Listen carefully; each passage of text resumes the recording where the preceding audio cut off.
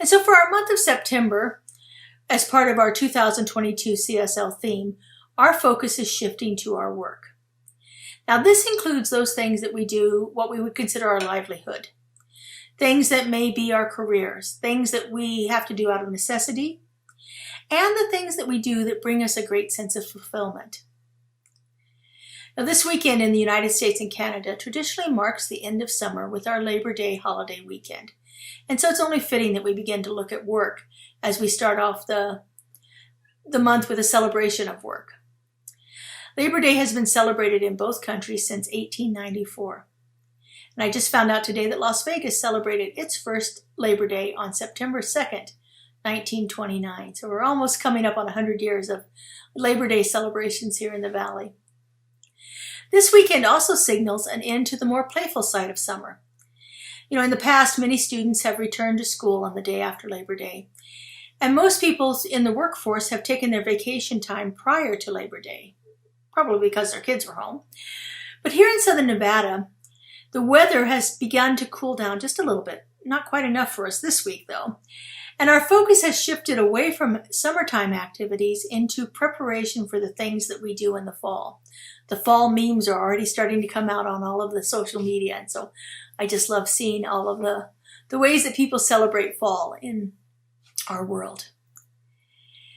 In this day and age, most adults spend at least 1/3 of their life working. In fact, the only thing we do as frequently as work is to sleep. I think it's only fitting that we take off a day each year to recognize something that takes up so much of our lives. And so here we are this month talking about work. The talk title for this week is Good Work. And today we're going to look at what makes our work good. And if it isn't good, then how can we shift that? Our principle for the month is taken from the book, This Thing Called You, written by our founder, Ernest Holmes. If you haven't had an opportunity to read this book yet, I highly, highly recommend it. As a matter of fact, when we had our bookstore, it was the most recommended book by all of our staff throughout all the many years of the bookstore's existence. The principle goes like this. Spirit is happy, whole, free, filled with joy, eternal in its existence, and can provide you with everlasting expansion. All your highest hopes and dreams have come from it. Now, on the surface, it may seem like this principle doesn't have anything to do with the idea of work. In fact, it never even mentions work.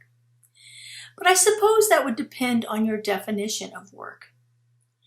If you believe that work is something that is onerous, that's hard, labor-intensive, something that causes you a great deal of struggle or strife in your life, if it's a task that you dread doing, then words like happy, whole, free, and filled with joy certainly don't come into play. Back in 2011, our community explored a book called The Big Leap by Gay Hendricks. This book was about releasing our limiting beliefs and the blocks that we have kept us from having a life filled with joy. And it's about finding the work, our soul's work, our life's work, that leads us to develop and experience that everlasting expansion, that wholeness and freedom and joy that Ernest speaks of. In his book, Dr. Hendricks says that we work and exist in 4 different zones throughout our lifetimes. He calls these zones the zone of incompetence, the zone of competence, the zone of excellence, and the zone of genius. And every one of us has worked in all 4 zones at some time in our life, if only very briefly. Our ultimate goal is to spend more time in our zone of genius, to find out what that zone is, and then really to begin to live from it. So let's take a look at these 4 zones. The zone of incompetence is made up of the activities that we are not good at. And they're usually activities that others can do a lot better than we can. And there's absolutely nothing wrong with that. It is okay not to be able to do everything. Now that doesn't mean that we can't try to master some of these tasks when we're doing them in a way to improve ourselves. But when we spend too much of our time trying to do things that could so much more easily be done by somebody else, we're giving away our life energy in things that do not bring us joy. Let me give you an example. When my parents bought me my first car, my father insisted I know 2 things. First, how to change a tire, and secondly, how to change my oil. Now I have to say, on my 1973 Pinto hatchback, changing the oil and changing a tire were relatively easy tasks, but there was absolutely nothing I liked about doing them. And while I could do it, I also knew there were people out there who were much more able to do it more quickly and with a heck of a lot more joy than I did. And honestly, thinking about changing a tire and oil nowadays with the complexity of cars and the age of my body, it is never ever even a consideration. Just the whole idea of laying on the ground and the dirt and the grime under my fingernails is enough for me. But let me tell you, when I give my brother a wrench and ask him to crawl under that car, he is excited beyond belief. I learned early on in my life that sometimes it's good to pay for things you don't really want to do yourself. The zone of competence is that area in our life where we can do things and we do them pretty well. But it's also an area where other people are equally skilled. And oftentimes in this area, when we're working in this zone of competence, we're just going along, getting the job done. This is where we're not really challenging ourselves, where we become complacent or resigned to just simply doing these things, get them done, things we know how to do, we can do them with our eyes closed, and there's nothing more to it. Now, I've never worked in a line on a factory, but I can imagine that work to be, for those who are doing it, to be working at a level of competence. You learn the job, you do it, but there's never really an opportunity to challenge yourself to do more. You just have to keep going with the process of doing what they do in the factory. When we're working in our zone of competence, our life can actually turn in on itself. Many people who have not moved beyond their zone of competence, when they're not fully expressing their potential, find themselves in situations where illnesses come up that are vague or hard to diagnose. You see, something is out of whack in their life, and it's really hard to pinpoint the cause. And so when it turns inward on our body, we don't look for an outside cause for it, like our jobs. We think it's something that's wrong with our bodies. But something's out of whack in our lives, and it's showing itself in lots of different ways. Now, I'm sure many of us have lots of things that we're good at doing, things that we can do easily. But some of these things don't really bring us a lot of joy. They may be related to things that bring us joy, and with a little fine-tuning or a little extra practice, we can get really good at them. But honestly, there are certain people out there who can do them a lot better than we can. Things that we do in our zone of competence are often very beneficial to others, and most people are extremely happy to receive the benefits of what we can do. Now, the zone of excellence varies in that these are activities that we do extremely well. We can make a good living in our zone of excellence. For successful people, the zone of excellence can be very seductive and even a dangerous trap. To remain in this zone is to hobble yourself and never experience the sense of wonder and joy that comes from moving into your zone of genius. But like with the zone of competence, people around us really like us to be in our zone of excellence and will often try to keep us there. After all, we're doing something really well that benefits them, so they want to keep us there. Now, as you know, many of you know, I was a school teacher for 30 years here in the Clark County public schools. And I really enjoyed it, and I was very good at it. I studied it like crazy, getting more education than most people could ever want or need. I honed my skills. I took workshops. I read books. I studied. I practiced with people who were excellent teachers. And it allowed me to grow as it morphed into different areas of my education. As I shifted what I was doing, the responsibilities I had as a teacher, things began to shift and grow within me. I made a great living in the field of education. I was very, very comfortable and satisfied with the work I was doing. I really felt like I was in my zone of excellence, confident at what I was doing it well, being paid well, and enjoying the work. It's easy to be in our zone of excellence. We're very comfortable there doing the things we're good at. But the problem with working in our zone of excellence is it becomes too easy, and we can become complacent. We might even become numb or just go along with things the way they are. Like I said, we can make a great living in our zone of excellence, being well paid for the things that we're good at. So it's easy to fall into that trap of wanting to stay and work with things that are easy for us to do.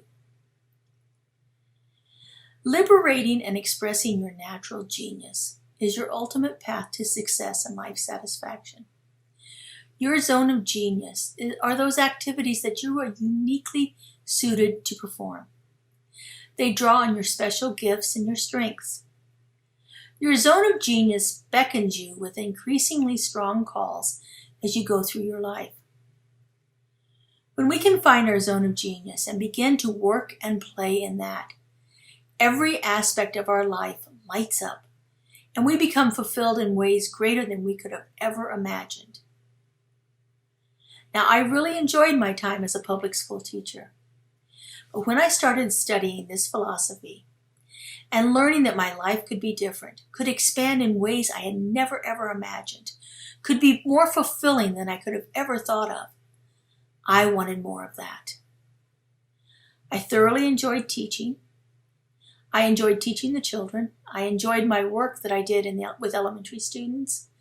I enjoyed my work as a computer specialist, and I enjoyed my work as a biology teacher. But when I started seeing how I could put all of that together and teach people who were so eager to have their lives be different, people who were eager to explore the work of the mystics and the saints and the sages of old, to study a newer philosophy and to learn techniques and practices and principles that will open their lives in new and greater ways, that's when I hit my zone of genius. And then when I learned to put my creative expression together with all of that, things really lit up for me. Now you might be thinking to yourself, heck, I'm done with working and I don't want to be bothered with anything else. Or you might be thinking, I'm happy exactly where I am. I don't need to stretch and grow. And there is absolutely nothing wrong with that.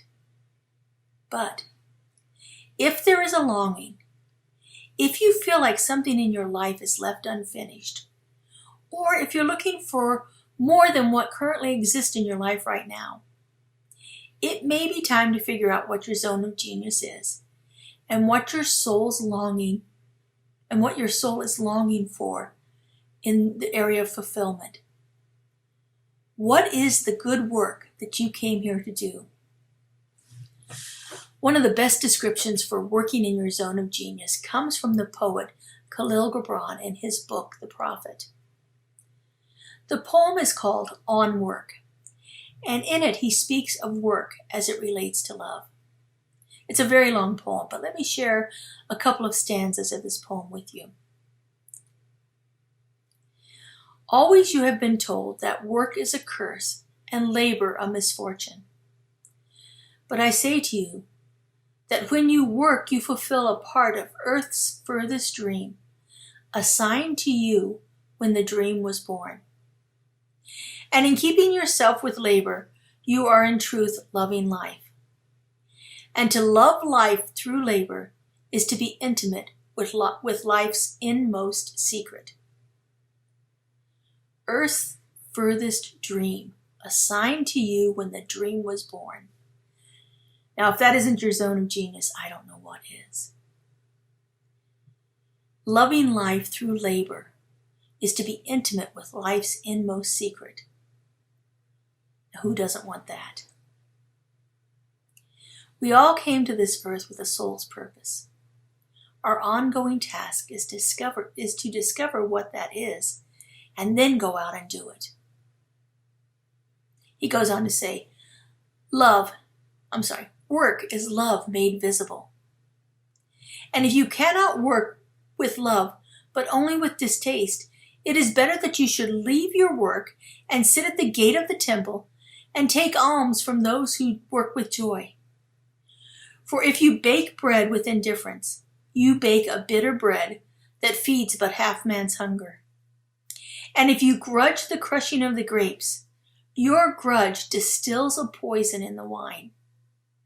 And if you sing though as angels, and love not the singing, you muffle man's ears to the voices of the day and the voices of the night. This is what happens when the work that we are engaged in is not uplifting our souls. When our work is not a visible representation of the love that we have for ourselves and the world around us. The work that we do when we are not doing it with love can never fully satisfy us. And it cannot be the fulfillment of what our souls are longing for, of why we've come to earth. And so he says, and what is it to work with love? It is to weave the cloth with threads drawn from your own heart, as if your beloved were to wear that cloth. It is to build a house with affection, even as if your beloved were to dwell in that house. It is to sow seeds with tenderness and reap the harvest with joy, even as if your beloved were to eat the fruit. It is to charge all things you fashion with a breath of your own spirit, and to know that all the blessed dead are standing about you and watching. He speaks of reaping the harvest with joy, of drawing threads from your own heart, and charging things with the breath of your own spirit. This is exactly what Ernest is speaking of in our principle of the month. To be happy, whole, free, filled with joy, providing everlasting expansion. Khalil Gibran may have never ever called it the zone of genius, but that's exactly what he's describing here. Work that is so meaningful to each one of us individually, work that uplifts us, enlivens us, and is beneficial to the world around us. That's our good work, and that's why we've come to earth. So how do we figure out what it is our actual zone of genius? Well, Gay Hendricks spends 90% of his book telling us how to do that, how to clear away the things that are hindering us, how to open up to a greater expression of our lives as we move into our zone of genius. But he starts it all off with some simple questions. And these questions are an invitation to contemplate that thing that is calling us. So here are the questions from Gay Hendricks. The first genius question. What do I most love to do? In other words, I love this thing so much that I can do it for long stretches of time without ever getting tired or bored. What do I most love to do? And then he goes a little bit more specific into that with the second question. What work do I do that doesn't seem like work? I can do it all day long and never, ever feel tired or bored. Oftentimes you hear this talked about, this is work I would do even if I didn't get paid for it. The third question asks you to look at where your heart meets your mind. In my work, what produces the highest ratio of abundance and satisfaction to the amount of time spent? So is this something that even if I only did it for 10 seconds or a few minutes, there is the idea of deeper connection that may spring forth that leads to huge value for doing it? In other words, is the value I'm getting equal to or greater than or less than the amount of time I've spent? Again, what are you spending your life energy to do?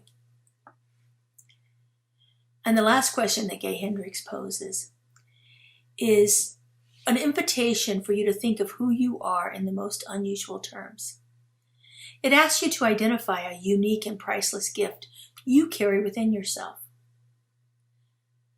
Your exploration into this aspect of yourself is not about flattery or your ego, but it's a clear-eyed look at a deep and innermost quality with the intention of applying that quality to make your own life and the lives of others more valuable. So here's the question. What is my unique ability? Truly, there is a special skill that we're all gifted with. And this unique ability, fully realized and put into work, can provide enormous benefits to you and to anyone you serve. What is my unique ability? So here's 4 questions. What do I most love to do? What work do I do that doesn't seem like work? What produces the highest ratio of abundance and satisfaction to the amount of time spent? And what is my unique ability? I think there's a 5th question that needs to be asked here. This question doesn't come from Gay Hendricks, but instead comes from author Elizabeth Gilbert in her book, Big Magic. In there, she asks this powerful question. Do you have the courage to bring forth the treasure that is hidden within you? Do you have the courage to bring forth the treasure that is hidden within you? Working from our zone of genius takes courage, great courage, and it takes a willingness to put yourself out there. It is very seductive to stay in our zones of competence and excellence. And like I said earlier, people around us like us to be in those zones because it serves them very well. But I think it can lead to us having an unnamed and unfulfilled desire that continuously tugs at our consciousness. We can push it away. We can ignore it, but it's always there. In ministry, we speak of being called. I really didn't understand that term until I felt it.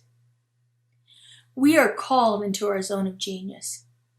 We are called to be more than we've ever been before. And we are called to find the hidden treasure at the heart of our being. So where are you being called? What is tugging at your heart? What is that unnamed or unexplored desire? Can you identify it? And do you have the courage and the willingness to answer the call?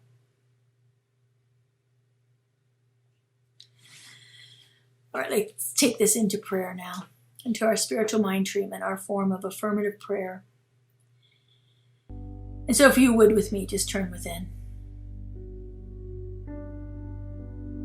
I simply do this by closing my eyes and bringing my awareness to that which is inside, that which is moving through me, showing up in my life right here and right now.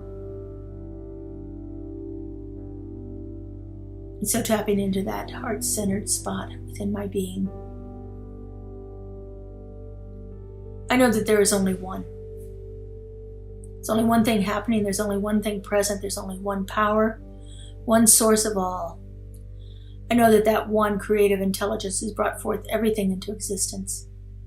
It is the isness and the allness and the fullness and the wholeness of everything.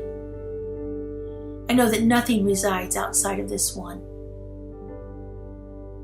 And I know this one as a presence of love, of peace, of fulfillment. I know that one resides within each and every one of us. It is the truth of our being that each one of us is that unique and perfect representation of the one creative loving intelligence resides right at the heart of each and every one of us. It is expressing itself through us and showing up in our experiences.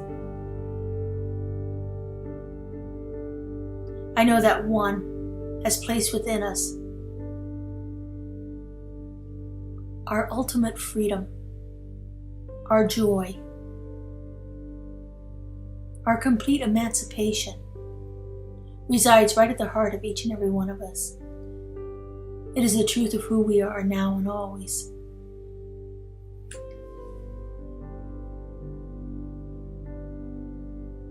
And I know that it is through that deep connection with that source of all